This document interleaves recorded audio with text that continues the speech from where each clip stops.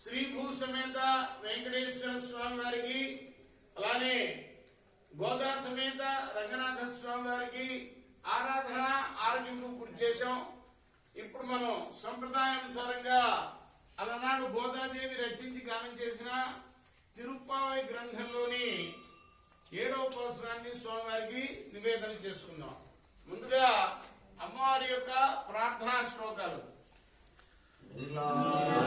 తుంగస్తనగిరితటీ సుప్తముగ్ధోద్య కృష్ణం పారాద్యం స్వం శృతిశతశిరసిద్ధమధ్యాపయంతి స్వాదిష్టాయాం సృజనిగలితం యా ఫలకృత్య భుంక్తే తస్సై నమైదమిదం దేవాస్తు భూయః. గతమతమణిమాలా చారుకల్లారాస్తా స్తనభరణమిదాంగీ సాంద్రవాత్సల్య సింధుః కలక వినిధా వినిసద్విరా కృష్ణనాథ విలసద్మృదు గోదా విష్ణుచిత్తాత్మజా నమః. కర్కటే పూర్వ పాల్గొన్యాం తులసీ కాననోద్భవాం పాండే విశ్వంభరాం గోదాం వందే శ్రీరంగనాయకీం. తిరువడిగలే శరణం.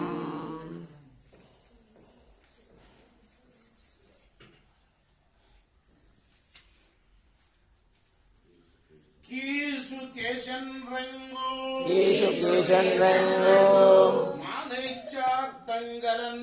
మానైత్యాత్తంగళందు పేసిన పేచరవం கேட்டிலையோ பேய்ப்பெண்ணாய் காசும் பிறப்பும் கலகளை பக்கைத்து பேத்தோ வாசனருங்கள நாய்ச்சியர் மத்தினால் போசைப்படுத்தா தைரரவம் கேட்டிலையோ நாயக பெண்ணில்லாய் நாராயணன் மூர்த்தி கேசவனை பாடவும் நீ கேட்டே கிடத்தியோ தேசமுடையாய் తిరవేలోరెంబావాయ్. మరొక ముఖ్యమైన నాయకురాల దగ్గరికి వచ్చారు. భాగవత ఉత్తమురాలు ఆమె దగ్గరకు వచ్చి అంటున్నారు, ఆమె కూడా నిద్ర రేవల లోపటే ఉంది. అందుకోసం అమ్మా, భరద్వాజ పక్షులు పగలు విడిపోతాం కదా అని తెల్లారుజామునే కలుసుకొని అన్ని వైపులా ఏవేవో మాట్లాడుకుంటూ ఉన్నాయి.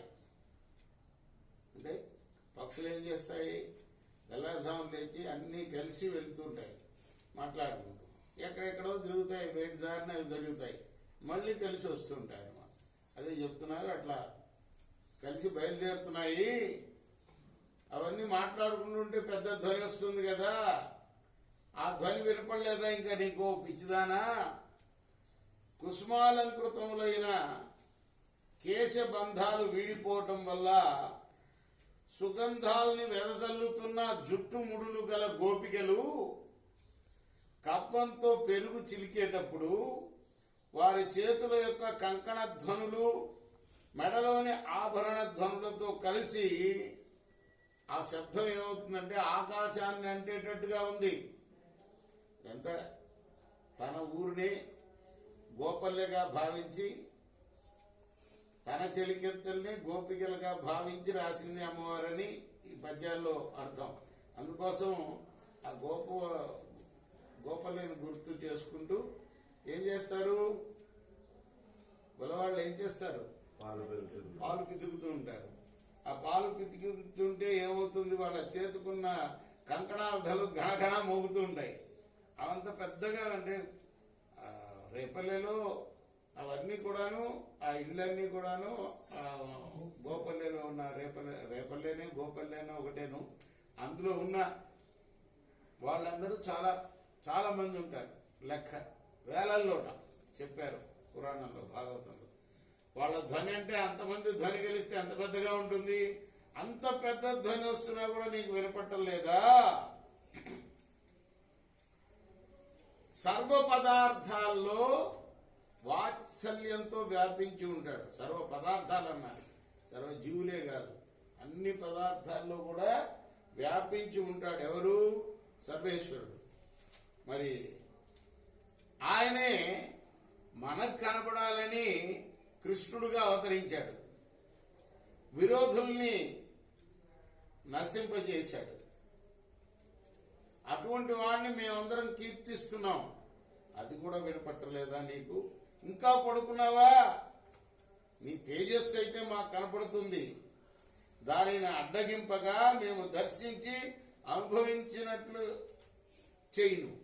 తలుపు తెరిస్తే కదా నువ్వు చాలా తేజస్తో ఉన్నావని మాకు అర్థమవుతుంది అని అంటున్నారు. అంటే ఏంటి?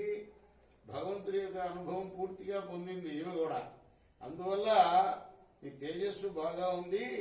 అయితే మేము కూడా దాన్ని అనుభవించాలి నీ తేజస్సును చూసి, అందుకోసం తలుపు తెరవమ్మా అని ఈ పాసురానికి అర్థం.